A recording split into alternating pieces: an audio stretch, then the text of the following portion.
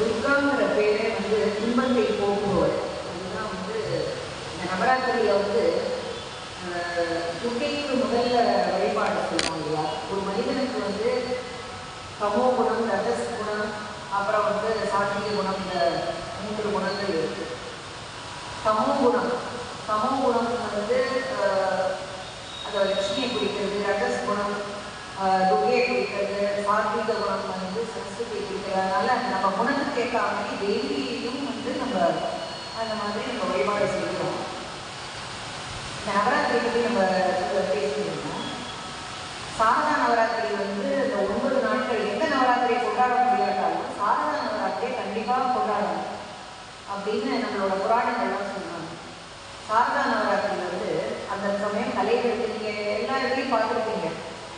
மற்ற நவராத்திரிலாம் கூட அவ்வளோ பிரபல்யமாக இருக்கிற மாதிரி நம்மளுக்கு வந்து இப்போ இந்த வசந்த நவராத்திரியோ, ஆஷாட நவராத்திரியோ, இல்லை ராஜமாதங்கியோட ஷாம்லா நவராத்திரியோ இதெல்லாம் பிரபலமாகட்டாலும் சாரதா நவராத்திரிங்கிறது வழி வழியாக கொண்டாடப்படுது. இதுக்கு ஆதாரம் வந்து அக்னி புராணத்தில் இருக்குது. துர்வாச முனிவர் அப்புறம் மற்ற முனிவர்கள் எல்லாருமே வந்து இந்த நவராத்திரியோட மகிமையை வந்து கேட்குறாங்க. சூரியன் கேட்கும்பொழுது அவர் வந்து இந்த நவராத்திரியோட பெருமையாக வரிசையாக அவரை சொல்லியிருக்கார்.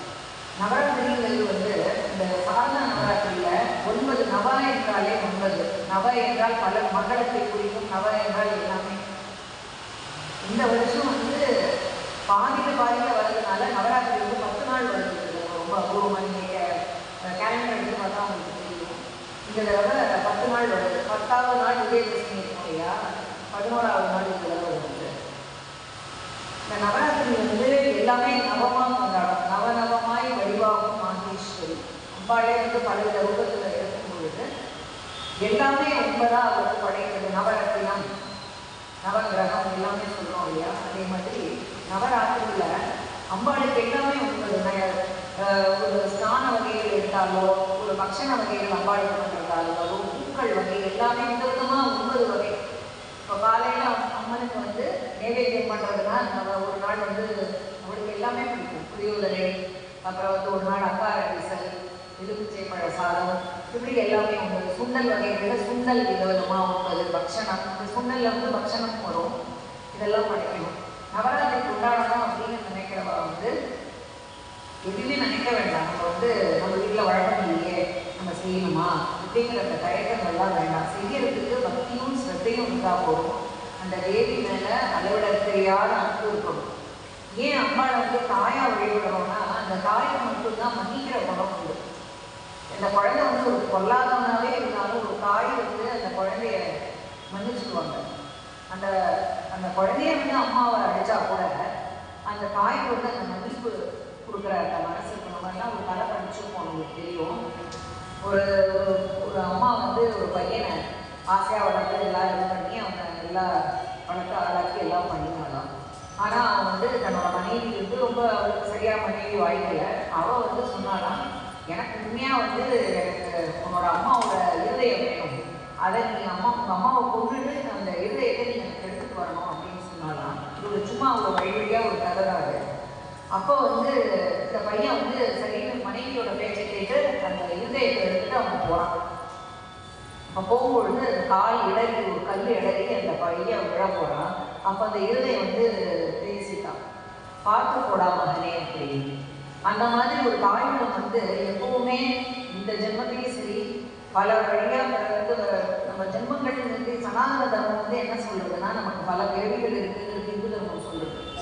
இந்த இந்த இந்த ஜென்மத்தில் நமக்கு தாயாகவும் நமக்கு மனைவியாகவும் நமக்கு நண்பர்கள் நமக்கு எல்லாமே வந்து எல்லாமே போன ஜென்மத்திலிருந்து நமக்கு வர கனெக்ஷன்ஸ் தான் எல்லாமே. ஒன்றை ஒன்று தொடர்பு படுத்தி பார்த்தா நமக்கு சில பேர் ரொம்ப பிடிக்கும், சில பேர் நமக்கு பிடிக்கவே பிடிக்காது. வாழ்க்கை எப்போவுமே எதிர்த்தனமாகவே இருக்கும் நம்ம.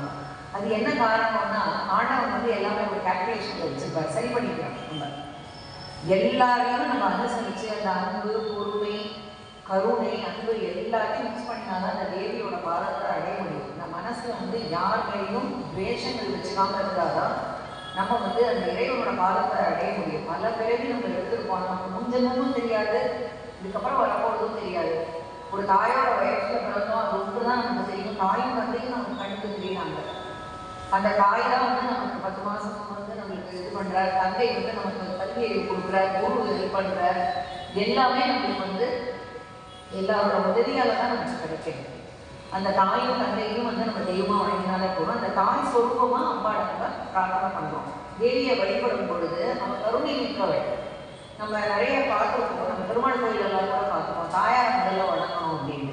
ஏன்னா தாயார் வந்து ரெக்கமெண்ட் பண்ணுவாங்க, வந்து பாவம் ரொம்ப கஷ்டப்படுவாங்க, எனக்கு கொஞ்சம் ஹெல்ப் பண்ணுவோம் அப்படின்னு சொல்லி தாயார் வந்து பெருமாள்கிட்ட சொல்லுவாங்க. அதனால தாயார்ன்றவர் கருணை மிக்கது. நம்ம இதில் இந்த பார்வதி தேவி எல்லாருமே சொல்லுவோம் இல்லையா, இந்த கதையை வந்து நம்மளுக்கு எப்படின்னா இந்த மகிஷாசுரன் கதையை நம்ம படிச்சிருக்கோம். ஐகிரி நந்தினி நிறைய பேருக்கு தெரியும், அந்த ஸ்லோகத்தை நம்ம கேட்டிருக்கோம். ஐகிரி நந்தினி நந்தித மேதினி விஸ்வ வினோதினி நந்தருதே. இதை கேட்டாலே அந்த சந்தத்தை கேட்கலாம். ஐகிரி நந்தினி நந்தித மேதினி விஸ்வ வினோதினி நந்தனுதே கிரிவரலிங்க சிரோதினி வாசினி விஷ்ணு விலாசினி விஷ்ணுனுதே. இதை கேட்டு பார்த்தா உங்களுக்கு எப்படி இருக்குன்னா அந்த சந்தத்தை புரிஞ்சுக்கணும். நீங்கள் சந்தங்கள் இருக்குங்களா, தன தன தன தன அப்படின்னு திருப்புகழையும் இதே மாதிரி சந்தத்தோட வரும். அந்த தேவியை வந்து ஜெய ஜெய ஹே மகிஷாசுர மர்தினி ரம்ய கபர்தினி ஸ்ரீத சுத்தே. ஐனாலே நம்ம வந்து அம்பாளோட செல்லமா கூப்பிடணும்ல, அந்த மாதிரி அப்பா ஐனா அம்மா. ஹே நம்ம ஃப்ரெண்ட்ஸ் வந்து ஹாய்ன்னு சொல்லுவோம்ல, அது மாதிரி அம்பாளை ஐ அப்படின்னு சொல்றது தான் அதோட அர்த்தமே ஆரம்பிக்குது. அதனால தேவியை வந்து அதை அந்த ஐந்து ஸ்லோகம் மகிஷாசுர மர்தினி ஸ்லோகத்தை படித்தாலே அந்த தேவி மகாத்மியத்தை பூரா படித்த பலன் கிடைக்கும். அது வந்து கொஞ்சம் நீண்ட இதுதான். பட் வேலைக்கு போகிற நிர்பந்தத்தையோ இல்லாட்டா சமைக்கும் பொழுதோ, பெண்களாக இருந்தால் சமைக்கும் பொழுதோ, எந்த ஒரு நிர்பந்தத்தையும் அது வந்து நம்ம கேசட்லையோ இதுலையோ கேட்டுட்டு இது பண்ணிக்கலாம். ஒரு நாளைக்கு அந்த தேவி மகாத்மியம் கேட்ட அந்த புண்ணிய பலம் நமக்கு கிடைக்கும். அதுலேயே வந்து ஃபுல்லாகவே வரும். பிரம்மன்னு ஒரு அசுரன் இருந்தான். அவன் வந்து முதல்ல ஒரு ராஜா இருந்தார். அவருக்கு 2 பிள்ளைகள், ரம்மன் கரம்பன் அப்படின்னு. இந்த ரம்மன் ஒரு நாள் காட்டுக்கு போகும்போது ஒரு எருமக்கடாவை பார்த்துருவான். எருமக்கடாவை பார்த்தோன்னே ரொம்ப அழகாக இருக்கே இந்த எருமக்கடான்னு சொன்ன உடனே அந்த காலத்தில் அந்த கதை வழியாக வரும்பொழுது அது உடனே வந்து ஒரு எருமக்கடா வந்து இன்னும் மேலேயும் ஆசைப்பட்டு மகிஷங்கிற ஒரு குழந்தையாக பிறகுது. இந்த மகிஷாசுரன் வந்து அவன் பாட்டு போயிருந்தான். அப்போ தேவர்கள் இவன் வந்து இந்த மகிஷாசுரன் பிறக்கும் பொழுதே நல்ல ஒரு ஆற்றலோடு பிறக்கும் பொழுது பிரம்மாவை நோக்கி கடுந்தவும் பண்ணுறான், எல்லாம் பண்ணுறான். அதை பார்த்துட்டு இந்த தேவர்கள்லாம் வந்து என்ன நீ வந்து தேவலோகம் வர பார்க்குறியா அப்படின்னு கேட்குறது. ஒரு புல்லு தின்ற ஒரு எருமக்கடாக்கு என்ன அவ்வளோ ஒரு இதுன்னு அந்த மகிஷனுக்கு ரொம்ப கோவம் வந்து நிறைய வர சிரமம்னு சொல்லிட்டு இது பண்ணிடுறான். ஒன்றே ஒன்று மட்டும் பிரம்மாண்டம் அவன் கேட்குறான், எனக்கு வந்து அழிவுங்கிறது வந்து ஒரு பெண்ணால் தான் அழிவு, சின்ன பெண்ணால். சின்ன பொண்ணு தான் எல்லாருமே அப்படி தானே இங்கிலீஷில் சொல்கிற மாதிரி டேக்கிங் ஃபார் கிராண்டட். நம்ம குழந்தை தானே அப்படின்னு சொல்லிட்டு நம்ம என்ன வேணால் அழிக்கணும், நம்ம கோவத்தெல்லாம் அந்த குழந்தைக்கு காமிக்கணும் அப்படி தானே நம்ம வாழ்க்கையெல்லாம் அப்படி இருக்குது. ஆனால் அந்த மாதிரி செய்யக்கூடாது. இப்போ இருக்கிற காலகட்டத்தில் நம்ம புரிஞ்சுக்கிறோம், குழந்தைகள்லாம் நல்லா வளர்க்க நம்ம முயற்சி பண்ணுறோம், எல்லாம் பண்ணுறோம். அது மாதிரி அந்த பெண் குழந்தையால் மரணம் வரக்கூடாது அப்படின்னு நம்ம கேட்டுக்கிறோம். அதை கேட்ட உடனே அவர் பிரம்மாவுக்கு தெரியாதா, சரின்னு வரத்தை கொடுக்குறா. வரத்தை கொடுத்த உடனே அவன் ரொம்ப அட்டகாசம் ஜாஸ்தியாக எடுத்து தாங்க முடியாமல் எல்லாரையும் தேவர்களை எல்லாரையும் துன்புறுத்தி, முனிவர்களெல்லாம் துன்புறுத்தி, யாகம் செய்கிற இடத்துலலாம் போய் நின்று பயமுறுத்தி எல்லாரையும் இது பண்ண உடனே இந்த துன்பம் தாங்காமல் எல்லாரும் போய் நேர சிவபெருமான்கிட்ட போய் முறையிடுறாங்க. இல்லை திருமால்கிட்ட போய் முறையிடுறாங்க. அவங்க சொல்லிட்டாங்க, ஒன்றுமே எங்களால் பண்ண முடியாது, இப்போ பெண்ணால் இருக்கும் பொழுது அது உள்ள இதுதான் நம்ம செய்யணுன்னே எல்லாரும் அவங்கவுங்க சக்தி, சிவன் வந்து அவரோட சக்தி, பார்வதி அவங்களோட சக்தி, திருமால் வந்து அவரோட சக்தி, எல்லாரும் அவங்கவுங்க சக்தியை வந்து ஒளி ரூபமாக எல்லாமே முன்று திரட்டி அங்கே வந்து ஜெகன்மாதாவாக அவங்களோட சக்தி எல்லாமே ஒரு ஜெகன்மாதாவாக மாறி இந்த தேவி பராசக்தியாக மாறிடுது. இதில் வந்து ஆழ்ந்த நம்ம படிக்க நமக்கு அதில் புரிய ஆரம்பிக்கும். சாப்தம்னு இருக்குது. சாப்தம்னு நான் சொன்னேன். சாப்தம்ங்கிறது தேவியை வழிபடுறவங்க மட்டுமே. அப்படி வந்து வேற எந்த தெய்வமே வேண்டாங்க. இப்போ எப்படி வைஷ்ணவர்கள் வந்து பெருமாளை மட்டுமே ஆழமாக நம்புறாங்க. இப்போ செய்வதற்கு கூட நம்ம எல்லா கோயிலும் போகிறோம். வைஷ்ணவரையும் மாறிடாங்கன்னு வச்சுக்கோங்க. அந்த காலத்தில் நான் சொல்லுவேன். அதே மாதிரி சாப்தர்கள் தேவி உபாசனை தவிர வேறு எல்லாருமே தெய்வியாக தான் அவங்க பார்ப்பாங்க. புல்லு தெய்வம், மரம் தெய்வம், ஊர் பரப்பனை எல்லாமே தெய்வம், தேவியோட ரூபம் அப்படின்னு அவங்க பார்க்கும்பொழுது அவங்களுக்கு எந்த வேண்டுமே கிடையாது. இன்னைக்கு எனக்கு பேச முடியதா, அது தேவியோட திருவிளையாடு, இன்னைக்கு என்னோட தேவி எனக்கு சக்தி கொடுத்தா, அதுதானே சொல்லுவோம். இல்லை உனக்கு சக்தி வேணும் தானே நம்ம பண்ணுறோம். காலையில் அன்னைக்கு நம்ம வாழ்க்கையோட கடமைகளை முடிச்சுட்டு ராத்திரி படுத்துக்கிறோம். அப்போ நம்ம என்ன, நம்ம சமம் மாதிரி தானே நம்ம அடுத்த நாள் எழுந்திருப்போங்கிறதே அதுக்காக நிச்சயம் இருக்கா. கண்ணை கலந்து பார்க்கும்போது தான் உயிரோடு இருப்போங்கிற பற்றியே இருக்கு நம்மளுக்கு. அது வரைக்கும் உங்களுக்கு தூக்கத்தில் என்ன தெரியுது, நமக்கு நம்ம இருப்போமா இல்லையா கூட தெரியாது. தூக்கத்தில் கனவுகள் வரலாம், எல்லாம் வரலாம். ஆனால் அந்த சமயத்தில் இது சுதாவா, நான் எனக்கு பேசுகிறது இந்த இதுதானா, எனக்கு திருமணம் ஆச்சா, இதெல்லாம் எனக்கு தோணாது. எல்லாருக்கும் அதே மாதிரி இருக்காங்க. தூங்கிட்டு இருப்போம், நம்ம எந்த உலகத்தில் இருக்கோம் தெரியாது. ஆனால் நல்லா தூக்கம் வந்ததுன்னா ஆழ்ந்த நல்லா தூங்கினேன் அப்படின்னு நம்ம சொல்லுவோம். அப்போ வந்து அந்த ஒரு திருப்தி கிடைக்கிறது, நமக்கு நல்லா தூக்கணும் அப்படிங்கிற மாதிரி. அப்போ வந்து நம்ம சவமாயிடும். அந்த சவங்கிறது வந்து சிவனை குறிக்கிறது. எல்லாமே இந்த உலகங்கள் வந்து எல்லாமே ஒரு கலியுகம் நடக்கிறது. கலியுகத்தில் எத்தனை உட்பாதங்கள் வந்து எத்தனை துன்பங்கள் வருங்கிறதே சொல்ல முடியாது. நம்ம பார்த்துட்டே இருக்கோம். ஒரு நாளும் உங்களுக்கு வந்து இதெல்லாம் நான் சொன்னேன், இப்போ கொரோனாங்கிற ஒரு இதெல்லாம் நம்ம எதிர்பார்க்கவே இல்லை. ஏன் வந்ததுன்னு எல்லாரும் நம்ம சிந்திச்சு பார்த்தானா, பஞ்சபூதங்களுக்கு செய்கிற துரோகம் தான்.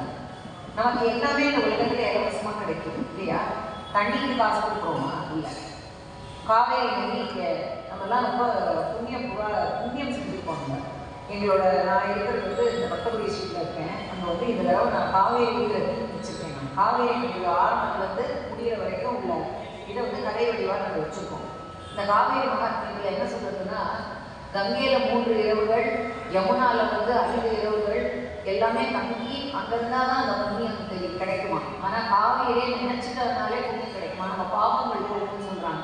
அப்போ நமக்கு காவேரி வாசலே ஓடுறது வந்து அந்த காவேரியை நம்ம எவ்வளோ நாள் ஒரு நல்ல நாள் அன்னைக்கெல்லாம் கூட வந்து நல்லா தண்ணி வர அன்னைக்கு இன்னைக்கு ஸ்நானம் பண்ணி அந்த புண்ணியத்தை நம்ம வாங்கிக்கணும்னு நம்ம நினைக்கிறோம். நம்ம ஐப்பசி மாதம் துலா மாதத்தில் வர அந்த 30 நாளுமே வந்து எல்லா தேவர்களுமே கங்கையில வந்து மற்ற நதிகள்லாம் வந்து 3.5 கோடி நதிகள் இருக்குது அந்த உலகத்தில்.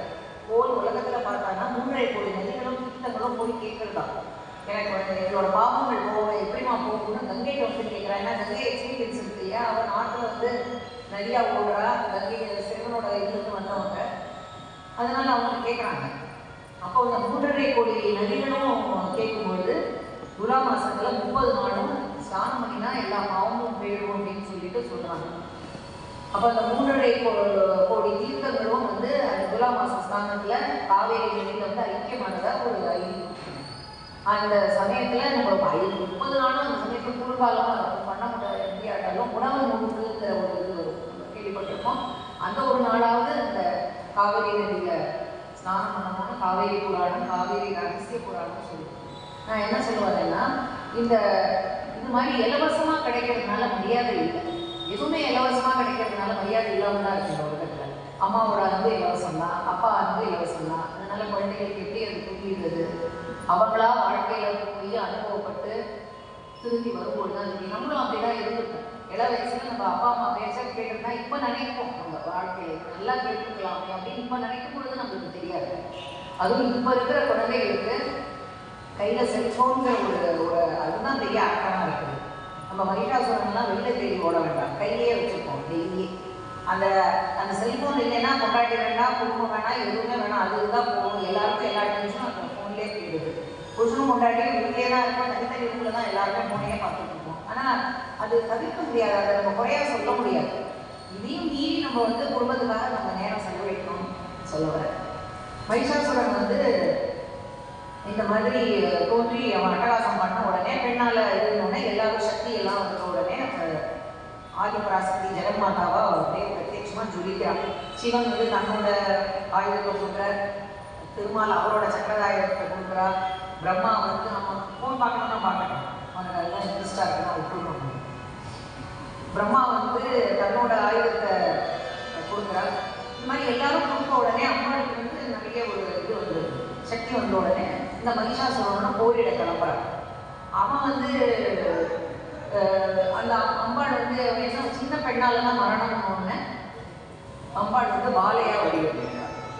இன்னொரு கதையில அம்பாள் இந்த தேவி மகாத்மியத்தில் பார்த்தீங்கன்னா அந்த சண்டன் முண்டன் அவன் வரம்லாம் வாங்கியிருக்கிறதுலாம் எக்கச்சக்கமாக வரம் வாங்கியிருக்காங்க. அதாவது அவங்க உடம்புல ஒரு ஆயுதம் பட்டு அந்த ரத்தம் கீழே விழுந்துன்னா அந்த ஒரு ரத்தத்துலேருந்தும் ரத்த துணியிலேருந்தும் ஒரு அசுரன் வருவாங்க. இப்படிலாம் நம்ம வரம் வாங்கினதுனால நம்ம ஜெயிக்கவே முடியல. அம்பாள் பார்த்துட்டே இருந்தா 9 நாளும் அவள் ரொம்ப வேகமாக போராட ஆரம்பிக்கிறான். போராடி அவளுக்கு அம்பாள் டயர்டே ஆக மாட்டாங்க. ஆனால் அந்த அசுரன் பார்க்குறாங்க, என்னதான் பண்ணுறது, இவளை செட் பண்ண முடியல. ஒரு சமயத்தில் என்ன ஆச்சுன்னா அம்பாள் உடம்புலேருந்து பொறுத்து பார்த்தா அவள் உடம்புலேருந்து ஒரு சின்ன ஒளி மேலே டபக்குன்னு பார்த்தா அது பாலையாக சொல்கிறான் அம்பாளோட பொண்ணு. இன்னுமே நம்ம நிறைய பார்த்துருந்தா அந்த பாலாங்கிற சொல்லுக்கும் பார்த்துருக்கோம். பாலாங்கிறது சின்ன குழந்தை, பட்டுப்பாவரை போட்டு தலைமுடியை அழகாக கொஞ்சல் வச்சு அந்த பாலையை நம்ம பார்த்துருக்கோம். நம்மளோட பாலையோட ஆழ்ந்த சுரூபம் எங்கே இருக்குன்னா கன்னியாகுமரியில் பகவதி அம்மனாக இருக்கா. அந்த கன்னியாகுமரி இந்த முனையை இந்தியாவை காப்பாற்றிட்டு இருக்கா. அந்த முனையில் காஷ்மீரத்தில் வைஷ்ணவ தேவி நம்ம கேள்விப்பட்டிருக்கோம். காஷ்மீரத்தில் வைஷ்ணவ தேவி, இந்த பக்கத்தில் கல்கத்தா காளி மாதா இருக்கா, இந்த பக்கத்தில் மும்பா தேவி. ஸோ எல்லா இடத்துலையும் இந்தியாவே பார்த்தீங்கன்னா எல்லாமே தேவியாக சூழப்பட்ட நம்மளுக்கு எண்ணிலடங்கா கோயில்கள் இருக்குது. தென்னாட்டை பொறுத்த வரைக்கும் நம்ம கேட்கவே வேண்டாம், அவ்வளோ கோயில்கள் இருக்குது. இதெல்லாம் நம்ம வாழ்க்கையில் ஒரு ஒரு இதுவாக ஏரியாக நினச்சிட்டு நம்ம கடமையெல்லாம் முடிச்சுட்டு சக்தி பீடங்கள் 53 சக்தி பீடங்கள் இருக்குது. அந்த 53 சக்தி பீடங்களை பார்க்கணுங்கிற ஒரு ஆசையை வச்சுக்கணும். இந்த கதையை நம்ம பார்க்கணும். திருவிளையாடல் ஒரு படம் இருக்குது. அந்த படத்தில் நீங்கள் பார்த்தீங்கன்னா கொஞ்சம் அதில் காமிச்சிருப்பாங்க சிவாஜி கணேசன் இந்த கதையெல்லாம் வரும். அதில் சத்திதேவியை ஆக்சுவலி அவர் எரிக்கிற மாதிரி காமிப்பாங்க. அந்த மாதிரி கிடையாது. அவர் சத்திதேவி அவர் எழுந்த உடனே அந்த உடம்பை தூக்கிட்டு அவர் அப்படியே ஆடுவதில்லை.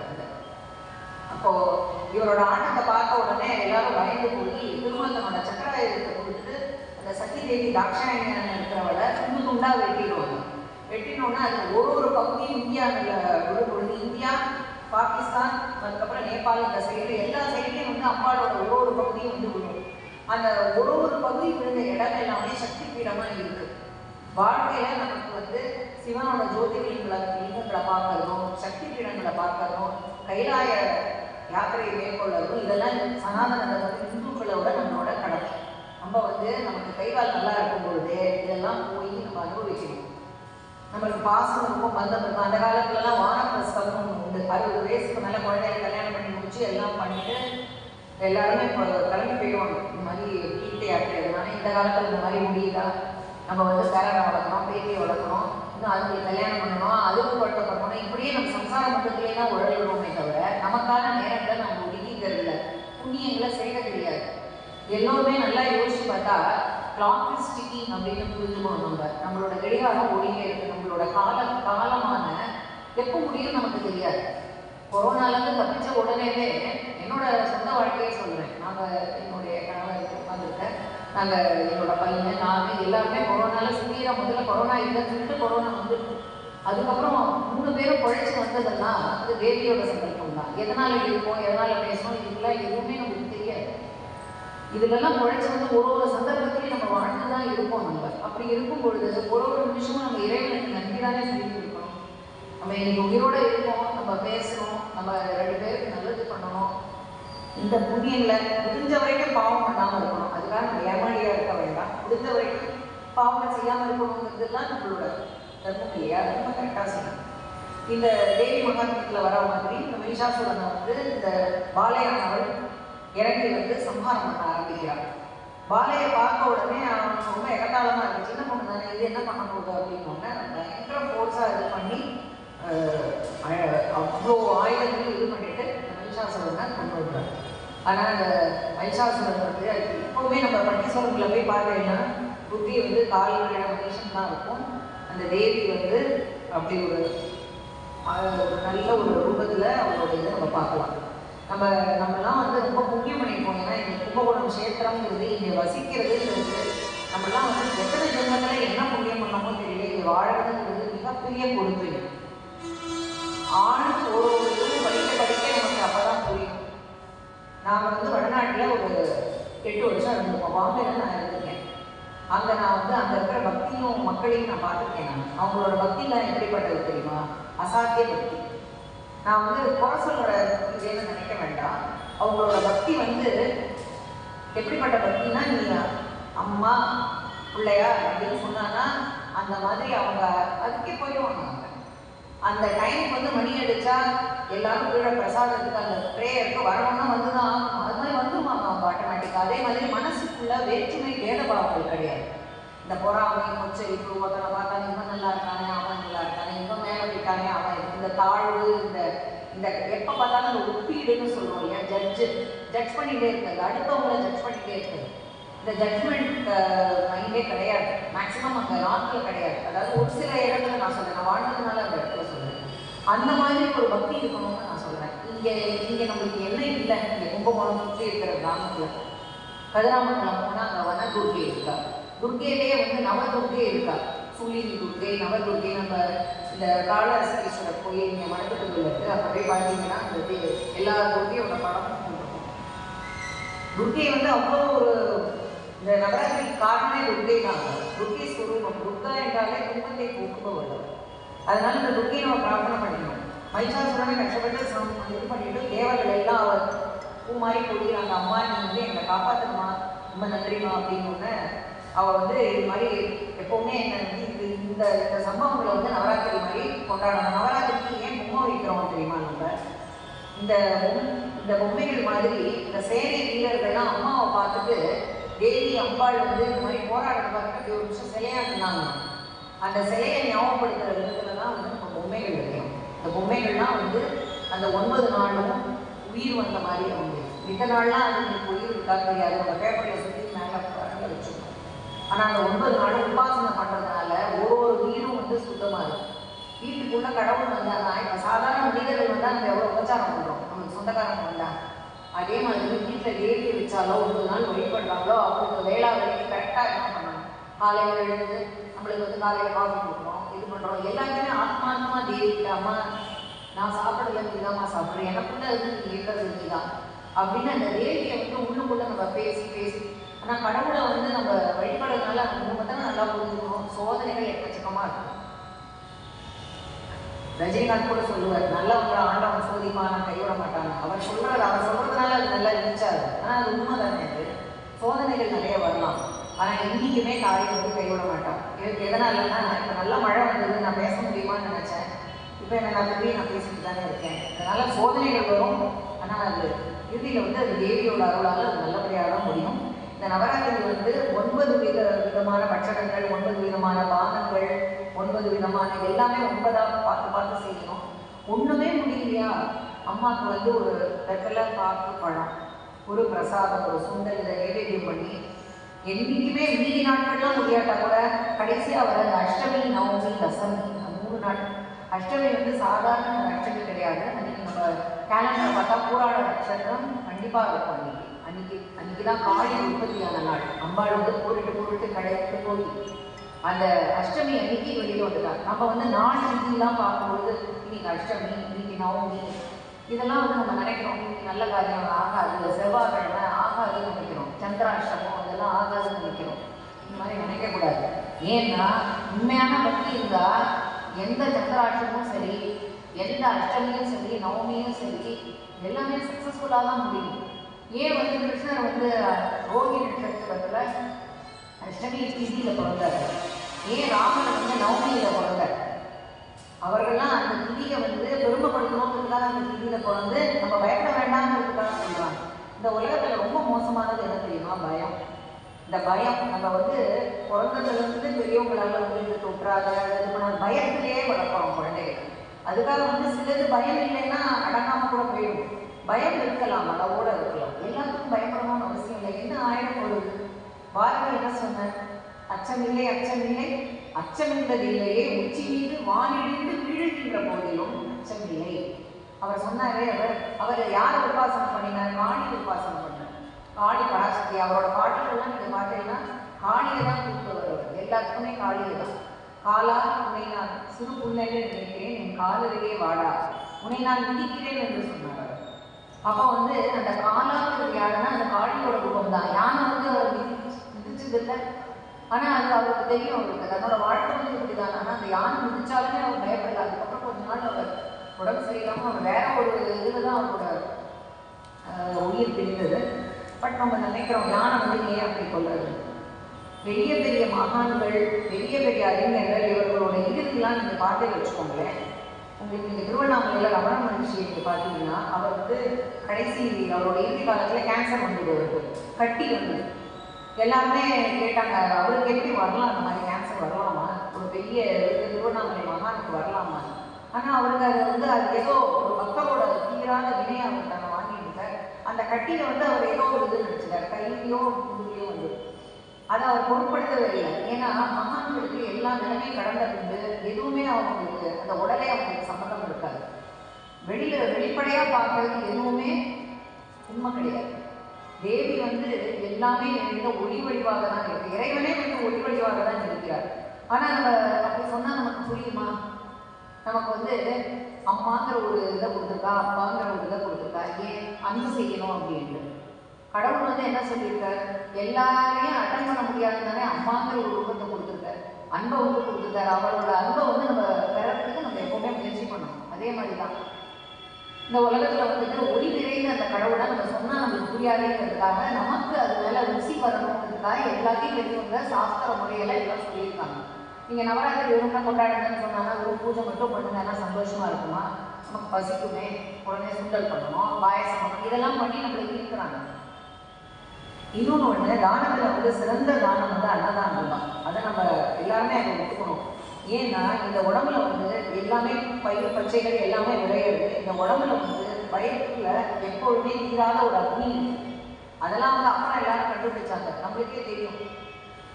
இந்த வயிற்றுல சுரக்கிற அமிலத்துக்கு பேர் ஹைட்ரோக்ளோரிக் மாதிரி ஒரு ஆசிட். அந்த ஆசிட் வந்து சாதாரணமாக நம்ம வெளியிலலாம் ஹேண்டில் பண்ண முடியாது. ஆனால் இறைவன் எவ்வளோ அழகாக நம்மளை பேக்கேஜ் மாதிரி படைச்சிருக்காரு. நம்ம என்ன ஒரு ஆணவத்தையும் இதையும் நம்ம இந்த உலகத்தில் இருக்கோம். நம்ம உடம்புக்குள்ளே என்ன இருக்குன்னே நமக்கு தெரியாது. எந்த பார்ட்டி எங்கே இருக்குது எல்லாம் ஒழுங்காக நம்மளுக்கு அது வலி வரும்பொழுதோ துன்பம் கொடுக்கும்பொழுது தான் நம்ம அதோட இதை பற்றி நம்ம நினைக்கிறோம். அப்போ தான் அதோட அருமை தெரியுது. நல்லா இருக்கும் பொழுது நம்ம நல்ல காரியங்கள் செய்ய மறந்துடுறோம், இறைவனை பிடிக்க மறந்துடுறோம். ஆனால் அந்த இறைவன் நம்மளை மறக்கிறாரா? பெரிய பெரிய கஷ்டங்கள் வந்தாலும் கூட அவர் தாங்கல. பிரகலாதனோட பற்றியை நம்ம நினைக்கணும். எத்தனை கஷ்டம் வந்தாலும் என்ன பண்ணினார் பிரகலாதன் வந்து நமக்கு எதுவுமே தெரியாது. மேலே கடவுள் ஒருத்தர் உட்கார்ந்து பெரிய ஒரு நோட்புக் எடுத்து வச்சுட்டு முதல் பிரிவில் இப்படி பண்ண, ரெண்டாவது பிரிவில் இப்படி அப்படின்னு தான் பார்க்கும்போது சில பேருக்கு வந்து நிறைய பணம் இருக்கும், காசு இருக்கும், எல்லாமே இருக்கும். ஆனால் அவங்களுக்கு வந்து வேற ஏதாவது ஒரு பெரிய ஒரு கஷ்டம் மாதிரி அந்த குழந்தைகளை வந்து அவங்களுக்கு ஒரு ஊனமுற்ற குழந்தை வீட்டில் கவனிக்கிற மாதிரி இருக்கலாம். நீங்கள் எப்படி வேணால் நீங்கள் யாரை வேணால் நீங்கள் யோசிச்சு பாருங்க, எதை வேணால் பாருங்க. எதனாலன்னு அவங்களுக்கு தெரியாது. ஏதோ ஒரு ஜென்மத்தோட ஒரு கடமை தான் அவங்க கேட்டுட்டு இருக்காங்க. சில குழந்தைகள் பிறந்து கொஞ்ச நாளில் வந்து ஒரு 6 மாதத்தில் இறந்துடுது, இல்லாட்டா இந்த மாதிரி இருக்குது. இதெல்லாம் ஏன் அந்த வருத்தத்தை அவங்க தாங்கணுங்கிறது இறைவன் எல்லாமே ஒரு கால்குலேஷனை போட்டு நேரி வச்சுருக்காரு. மனசை வந்து எப்போவுமே நம்ம தேவி உட்கார்ற இடமா சுத்தமாக வச்சுக்கணும். அதுக்கு வந்து நம்ம வாயால் எப்போவுமே நாமத்தை சொல்லணும். கலியுகத்தில் நாம சங்கீர்த்தனங்கிறது ரொம்ப ரொம்ப முக்கியம். துர்கா துர்கா துர்கா துர்கான்னு சொல்லிட்டு இருந்தால் துன்பம் போயிடும். ஹரி ஹரி ஹரின்னு சொல்லியிருந்தா பாவம் போயிடும். ஓம் நம சிவாய ஓம் நம சிவாய சொன்னால் ஒரு சமயம் நம்ம சொல்லிட்டே வாய் சொல்லிட்டு இருக்கோம், மனசு இங்கோ சிந்தனையில் ஓடும். ஆனாலும் அதை சொல்றதுக்காக நம்ம சக்தியோடு சொல்கிறோம்ல, அந்த சமயத்துக்கு நம்ம பாவம் பண்ணுவோம். இப்படி தான் நம்ம வந்து நம்ம பாவங்களை குறைச்சிக்கணுமே தவிர வேலையில்லை. எல்லாருக்கும் நம்ம டைம் கொடுக்குறோம், கடவுளுக்கு நம்ம டைம் கொடுக்கணும். கண்டிப்பாக கொடுக்கணும். ஏன்னா கடவுள் அதை தான் எதிர்பார்க்குறாரு. கடவுள் என்ன எதிர்பார்க்குறாரு? நம்மள்கிட்ட அன்பை எதிர்பார்க்குறாரு. கடவுளை வந்து நம்ம ஃப்ரெண்டு மாதிரி நினச்சிக்கணும். அவர்கிட்ட போய் பேசலாம், திட்டலாம், எனக்கு இந்த மாதிரி செஞ்சுட்டியம்மா, என்னால் முடியல, எனக்கு நீ ஹெல்ப் பண்ணக்கூடாதான்னு கேட்கலாம். நல்லா கேட்க வேண்டிய நேரம் எப்போனா 4 மணிலேருந்து 6 இருக்கிற பிரம்ம முகூர்த்தம். அந்த கேட்குற நேரம் வந்து உலகத்தில் எல்லாமே ரொம்ப அமைதியாக, பறவை பட்சிகள்லாம் அப்போ தான் அதுங்களும் தூக்கத்துலேருந்து எழுந்து எல்லாம் வர நேரம். அமைதியாக இருக்கிற அந்த நேரத்தில் பிரார்த்தனை பண்ணி பாருங்க. வீட்டில் உங்களுக்கு இருக்கிற சின்ன பூஜை அறையில் ஒரு விளக்கு ஏற்றி அந்த சமயத்தில் உங்களோட பிரார்த்தனை சொல்லி பாருங்க. நடக்கிறதா இல்லையான்னு எங்கிட்ட வந்து கேட்கலாம், என்னோட ஃபோன் நம்பர் கேட்கும். நம்மளோட பிரார்த்தனை நிச்சயமாக நடக்கும், பலிக்கும். ஆனால் மனசு வந்து எப்போவுமே நம்மளை அனலைஸ் பண்ணிட்டே இருக்கணும், சீர்தூக்கி பார்க்கணும். நான் தேவியும் நவராத்திரிங்கிற பேரில் தான் நான் பேச வந்தேன். நான் மற்ற கருத்துக்களை எனக்கு சொல்லணும்னு ஆசையாக இருக்குது, அதனால இதெல்லாம் நான் சொல்லியிருக்கேன். வாழ்க்கையில் வந்து நம்ம போகும்பொழுது என்ன கொண்டு போகிறோம் நமக்கு தெரியாது. ஏதாவது கொண்டு போக போகிறோமா? காதற்றும் ஊசியும் வாராதுதான் கடைவெழுத்தின்னு சொன்னார் இல்லையா பட்டினத்தார். எதுவுமே பிரயோஜனம் கிடையாது. எல்லாருக்கும் நீங்கள் தேவாரம் திருவாசகம் எல்லாமே படித்து பாருங்க. எல்லாமே சிவன்கிட்ட வந்து எல்லாருமே பிரார்த்தனை பண்ணி அழுது அழுது அழுது அழுது முறையிடுவாங்க. தேவாரம் பாடலும் சரி எல்லாமே அவங்கெல்லாம் நிறைய பிறவி அனுபவிச்சுட்டு விரைவா எனக்கு உங்களோட திருவடி கிடைக்க மாட்டேங்குது, என்ன சேர்த்து போ, எனக்கு போகணும் அப்படிங்கிற மாதிரி அனுபவிச்சதுனால அவங்க சொல்கிறாங்க. இந்த மாதிரி நம்ம வந்து நம்மளை நாமளே சீர்தூக்கி இருக்கிறது தான் அந்த பிறவிகள். இந்த பிறவிங்கிறது அறிந்து மானிடராக பிறக்க தெரியுது. அந்த பிறவி மானிட பிறவி கிடைச்சிருக்குல்ல, இந்த மானிட பிறவியை பயனுள்ளதாக செய்யணும். எல்லாரையும் மாதிரி ஏதோ சாப்பிட்டோம் வாழ்ந்தோங்கிற வாழ்க்கை நமக்கு அவசியம் கிடையாது. நம்ம பாரதியாரோட நிறைய நம்ம படித்து பார்த்தாலுமே தெரியும். நிறைய மூடி கிழப்பருவம் நீதி பல வேடிக்கை மனிதர்களை போல நானும் வீணே என்று நினைத்தாயோ அப்படின்னு நம்ம கேட்கணும். எல்லாரையும் மாதிரி சராசரியாக பிறக்கிறதுக்கு நம்ம வரவே இல்லை, நம்ம வரல. அதை நம்ம யோசிச்சு பார்க்கணும், என்னத்துக்காக நம்ம இருக்கோம். இப்போ வந்து காலத்தில் தான் நான் சொல்றேன், அதர்மங்களில் பெறுகிறதுங்கிற சொல்லும் பொழுது எங்கே பார்த்தாலும் எடுக்கிறதுக்கான சந்தர்ப்பங்கள் ரொம்ப ஜாஸ்தியாக இருக்குது. குடிக்கிறதுக்கு சந்தர்ப்பங்கள் இருக்குது. ஒரு பக்கம் குழந்தைகள் போதையில் இருக்கலாமா, அந்த சந்தேகங்கள் இருக்குது. எவ்வளோ கஷ்டத்தோட குழந்தைகள் நம்ம பள்ளிக்கு அனுப்ப வேண்டியதாக இருக்குது. ஒரு வீட்லேயும் வந்து எடுத்து பார்த்தான்னு வச்சுக்கோங்களேன், அந்த சிரமங்களோட அந்த குழந்தைகளை வளர்க்க முடியாது. இப்போ இருக்கிற காலகட்டம் அப்படி இருக்குது. அந்த மாதிரி இருக்கும்பொழுது நம்மளை யார் காப்பாற்றுவாங்க? நம்மள நம்ம அன்றாடம் வணங்குற கடவுளை தவிர யார் தெரியும் நமக்கு? இன்னைக்கு குழந்தை நல்லபடியாக ஸ்கூல் போயிட்டு திரும்பி வரணும், இன்னைக்கு நல்லபடியாக அவன் நல்லா படித்து மேலே வரணும். இதெல்லாம் நம்ம கண்ணால் பார்க்கறதுக்கு நமக்கு தைரியம் வேணும். இதெல்லாம் வந்து யார் தருவா? அந்த தேவி பராசக்தியோட பாடலை தவிர, சரணடைவதை தவிர வேறு ஒன்றுமே நமக்கு வாழ்க்கையில் வேறு எதுவுமே கிடையாது. எல்லோரும் மனசை வந்து அலைபாய விடாமல், மனசை அலைபாய்ந்தாலும் திரும்பி வந்து அந்த இதுக்குள்ள வந்துடணும். எப்படி சக்கரம் சுழல்கிறதோ, ஒரு நாளைக்கு வந்து எல்லா விவகாரங்களுக்கும் நம்ம சுற்றிட்டு வந்தப்பறம் நைட்டு படுக்க பொழுது அன்னைக்கு நம்ம நடந்த விவகாரங்களில் ஒரு நிமிஷம் ஃபோனை கையில் வச்சுக்காம, செல்ஃபோனை பார்த்து ரீல்ஸை பார்க்காம, இன்ஸ்டாகிராம் பார்க்காம, அன்னைக்கு நம்ம இன்னைக்கு என்ன செஞ்சோம், என்ன பண்ணினோங்கிறத நம்மளை சீர்தூக்கி இறைவா நாளைக்கு எனக்கு நல்லபடியாக ஆகணும்னா எனக்கு இது பண்ணுங்க பிரார்த்தனை பண்ணிட்டு போகணும். காலையில் எழுந்த உடனே கையில் போயிட்டு கராகரே வசதே லட்சுமின்னு சொல்கிறாங்க. கரமத்திய சரஸ்வதி கரமூலைக்கு ஓடினார். இந்த கைகள் இல்லைன்னா நம்ம என்ன செய்ய முடியும்? இந்த கைகள் தான் ஆண்டவர் நமக்கு. கால்கள் வந்து இறைவ கொடுத்தது. இதெல்லாம் ஒரு அவயங்களும் நன்றாக கொடுத்துருக்காரு. இதெல்லாம் நமக்கு கொடுக்கணும் இல்லையா? கால் இல்லாதவங்களை போய் கேட்கணும், கண் இல்லாதவங்களை போய் பார்க்கணும், எப்படி இருக்கும் அவங்களோட வாழ்க்கை, எவ்வளோ கஷ்டமாக இருக்கும், நரகமாக இருக்கும். அதெல்லாம் இல்லாமல் நம்மளுக்கு சாப்பிட்டா ருசி தெரியுது, அன்னைக்கு நம்ம நல்லா நடக்க முடியுது, மூச்சு விட முடியுது.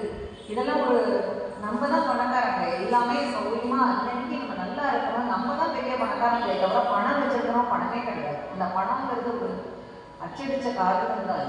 அதுக்கு மரியாதை கொடுக்கும்போது தான் அந்த மரியாதையாக இருக்கும். ஆனால் அந்த பணம் இல்லைன்னா நம்ம வாழ்க்கை இல்லை. அதனால தானே லட்சுமி தேவியை நம்ம பிரார்த்தனை பண்ணுறோம். ஆனால் அதுவே நோக்கி போகவும் முடியாது. அடுத்த 3 நாள் சரஸ்வதியை எழுதிக்கிறோம் இல்லையா? அந்த சரஸ்வதி ஞானத்தை வந்து யாராலையும் திருட முடியாது. நல்லா படிக்கிற குழந்தைகளுக்கு இந்த நாலேஜ் எப்பவுமே இருக்கும், அந்த அறிவு கல்வி எப்பவுமே இருக்கும். அதை யாரையுமே திருட முடியாது. பணத்தை திருட முடியும், பணத்தை டாக்டரையாக பாதுகாக்கணும். கல்வி அறிவு படிக்க தொட்டனை கூறும் மனக்கேள்வி மாந்தற்கு கட்டணை கூறும் அறிவுங்கிற மாதிரி படிக்க நம்மளுக்கு அறிவு வளரதான் செய்யும். இப்போ நானே நிறைய கூகுள் பார்க்குறேன், சாட் ஜிபிடி வச்சுருக்கேன். நான் அதில் இருக்கிற தரவுகள்லாம் நான் செக் பண்ணி பார்க்கும்பொழுது சில கேள்விகளை அதில் நான் கேட்பேன். என் பையன் வந்து எனக்கு சொல்லிக் கொடுத்துருக்காமா சாட் ஜிபிடி யூஸ் பண்ணி பார்க்கணும். இந்த சாட் ஜிபிடியில் சில கொஸ்டின்ஸ் எல்லாம் கேள்விகளை கேட்டாங்கன்னா சங்கீதத்தை பற்றி சில இதை கேட்பேன் நான். இந்த ராகம் வந்து இதுதான், அது அப்படியே அது தப்பு தப்பாக சொல்லுவோம். அப்போ அதுக்கு பேர் வந்து ஆர்டிஃபிஷியல் இன்டெலிஜென்ஸ்னு பேர். அதாவது செயற்கையான அறிவு தானே இருக்குது. உண்மையான அறிவுங்கிறது என்ன இருக்குன்னா புஸ்தகங்கள் இருக்குது. புஸ்தகங்கள் படிக்கணும். இப்போ ஐயா சபாபதி அவர்கள் திருவாசகம் வெளியிடணும்னு ஆசைப்படுறாரு. எல்லாரும் அவருக்கு ஆதரவு நம்ம கொடுக்கணும். ஏன் அவரை செய்யணும்? அவர் தன்னோட சக்தி மீறி தான் அவர் செஞ்சுட்டு இருக்காரு. அந்த மாதிரி படிக்கணும். எல்லாரும் ஒரு புத்தக வடிவில் இருந்தாங்கன்னா புஸ்தகமாக இருக்கும் பொழுது நம்ம அதை ஒதுக்க முடியாது. ஏன்னா நம்ம எழுதுறோன்னா எங்கேயா தூக்கி வைக்கலாம். ஆனால் அந்த புஸ்தகத்தை படிக்கணுங்கிற அறிவு நமக்கு வரும் இல்லையா? அந்த மாதிரி புஸ்தகங்கள்ல தான் வந்து கரெக்டான ஒரு நேர்மையான ஒரு பதில் இருக்குன்னு நான் சொல்ல வரேன். செயற்கையான முன்னறிவு செயற்கை தான். புஸ்தகங்களை நிறைய படிங்க. முதல் நாள் அந்த துட்டியை வெளியிடும்பொழுது அவளோட அந்த தைரியம் வேணும். வீரம் இல்லைன்னா நம்மளால ஒன்றுமே செய்ய முடியாது. வீரம் வேணும் நமக்கு. அடுத்த நாள் பணமும் வேணும், அப்புறம் கல்வி அறிவு வேணும். நமக்கு எல்லாமே இருக்கிறதுக்கு தான் இந்த தேவி உபாசனையே இருக்குது.